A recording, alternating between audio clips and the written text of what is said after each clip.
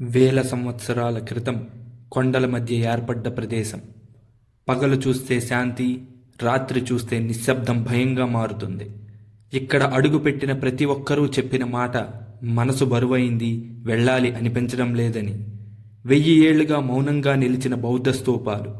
ప్రతి అడుగు ఒక రహస్యం, ప్రతి రాయి ఒక కథను తెలుపుతుంది. ఇప్పటికీ రాత్రిపూట ఇక్కడ అడుగుల శబ్దాలు, మంత్రాల ధ్వని, అలాగే మనల్ని ఎవరో గమనిస్తున్నారన్న భావన వస్తుందని చుట్టూ ఉన్న గ్రామస్తులు ఎప్పటికప్పుడు చెప్తూనే ఉంటారు.